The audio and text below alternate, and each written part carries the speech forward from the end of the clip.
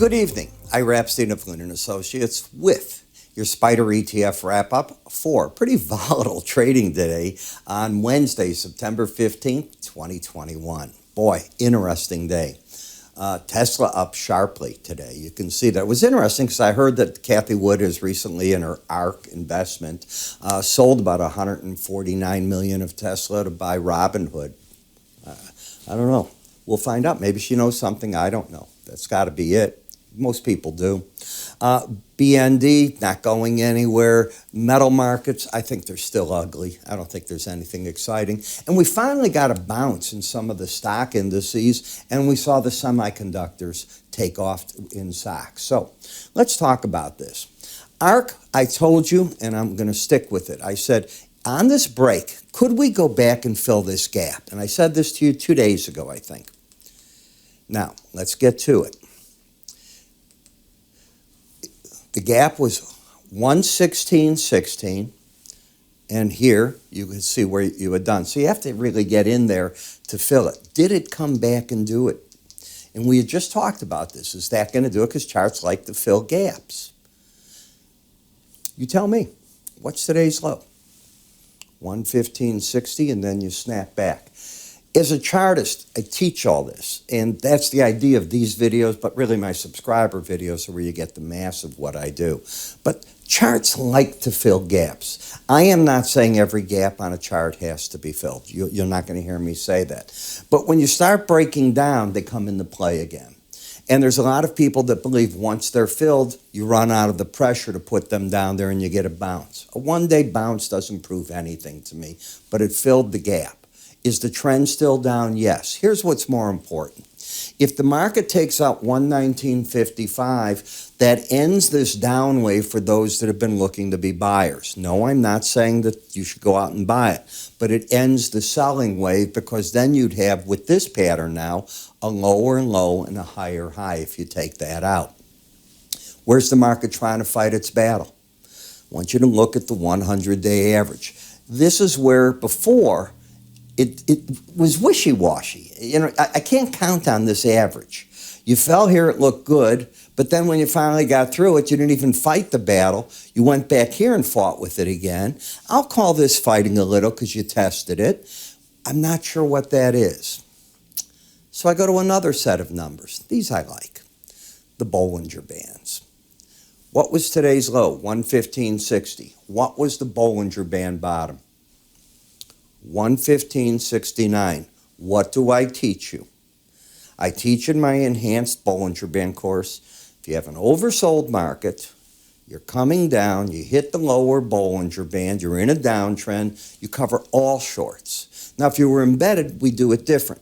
But you're not embedded, you're just oversold. That's what I think took place today. I think you had a lot of short covering, and I don't care if it drops from here. That, to me, was the key. Apple. So Apple made back from yesterday some of the damage. It was down $1.43 yesterday. It recouped a big chunk of that, 91 cents today.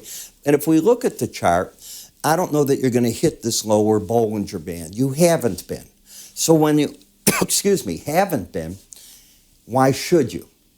So I always look at that. Then I look at a product called window envelopes. And for those of you that get my morning subscriber video, that's where you pay money. The window envelopes are in there, and that's the number that we've been looking at. I'm not going to put them on these charts. So I'd be looking at that. What breaks this downtrend? Taking out 151.42 would break the downtrend.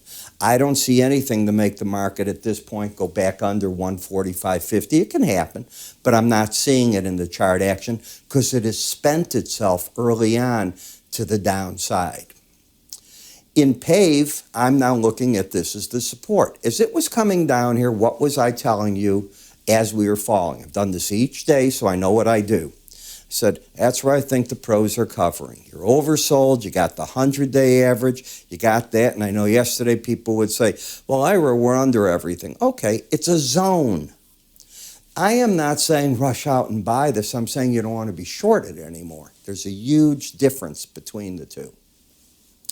XLI, bye-bye on the short side. So You've hit a bunch of targets on these charts we're first looking at. That does not mean, don't take this to say, well, Ira's saying go out and buy them. No. There's a difference between coming out of or recognizing that a short play might be ending and seeing what's next. Frankly, if this market rallies hard, I'm looking for resistance between the 100 and the 18. But an oversold condition is a filter on any idea you have to not do it if you're looking to be short. So I have the rules. I teach those in the charting course. In the XSD, which is the semiconductors, okay, are we embedding? So let's see right here. This day, you were embedded. Both numbers were over 80, and you could say the days before that were. The day afterwards, you get your embedded reading back. When you have an embedded reading, it's the most bullish signal I know of. When you lose it, you're forced to see, does it come back the day after it's lost? If it doesn't early on, it's lost. It came back literally, it opened lower and just popped the whole day on you, okay? If it's lost again, you got to come out. But if it stays in play, what is the target? One of them, because there's still the window envelope that I don't show here, is the upper Bollinger Band. So I'm looking to see, can the market put that together unless you, again, get under 90, under 79 in this reading, and you haven't so far. PODX, just not interested in it. It's called the Gorilla Glue trade. It's the strongest glue that typically a homeowner can buy, right? And that's why I call it that. There's other commercial grades that are got to be way stronger than that, but we don't want to get something that we can't take off, right? And you look at this, and it's just locked in. Eventually, it'll get a pop. It's oversold, but it's a terribly bearish market on the weekly, the daily. There's nothing friendly here. In the home builders, let's go to yesterday. What do you think I'd be telling you? Let's assume you were my client, and we're on the phone with each other. And yes, I get people that will call me. Ira, what do you think? I take their calls. I talk to them. But you got to be a subscriber or a paid account, a trading account with us. Lower highs, lower lows, I'd be screaming. That's the numbers. You just want to yank it in. I don't give a darn. You hit it today, and as far as I'm concerned, goodbye. Turn your attention elsewhere. The high percentage money was made. Done deal. Energy sector, and I know everything's about this is just going to keep running. You're not embedded. You hit the upper Bollinger Band. So long, folks. That's the money play. EFA, the emerging markets, there's nothing here. I thought it was going to be so much better. It's a disappointment so far, similar to gold was on the rally. It's not under the 18-day average, but it's not throwing out anything to do in it. In gold, I hate gold right now. It's just not going anywhere. You have to admit that the cryptocurrencies act much better as a vehicle and have made more money than this has during this year. If you don't think so, okay. Now, is the question, is there any correlation between inflation and cryptos or not? I don't know. I just don't know. I keep seeing smart people go into it. Steve Cohn, you know who he is, 72. He just went into it. I mean, he owns the Mets too. So, a lot of people are suddenly doing it. Ray Dalio was talking about it today. These guys have track records. So what's happened is you've worn out the guys that at first didn't believe it, and they're saying, I'm going to tiptoe into it because I can't be left not owning some of those cryptos. That's what's going on.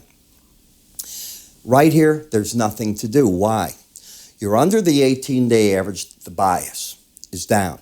The trend is up. You have higher highs, higher lows, and momentum is still basically pointing down and oversold. I don't know what to do with a trend like that. Even if you went out through yesterday's high up here, not today's, you got these layers of resistance. It's too complicated. When it gets that complicated, why get involved? Gold miners doing nothing. Higher high, lower low. I don't know what to do with those. TLT, what did we say yesterday? Now watch this. This is Monday. Yesterday was Tuesday. Up to the upper Bollinger Band. I think the pros are bailing. Gone. Goodbye. I don't think they're holding on to anything because you're not embedded. And today the market gives back a third of that. Last FXE, still no trend at all. So it's playing around. I want to remind you, a lot of you trade in these markets, especially in these spiders and ETFs that count on futures.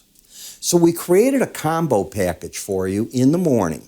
You know, if you're going to trade DIA, IWM, whatever they are, if you don't know what the futures are doing, what the heck you doing with that chart? You got to be paying attention. Got to pay attention to reports as they come out. So I do one video at 5:40 in the morning. We call it our combo package.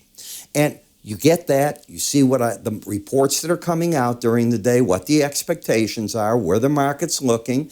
Is there a setup? Is that an important report or just another one of those data reports? I give you the buy-sell recommendations as I see them there.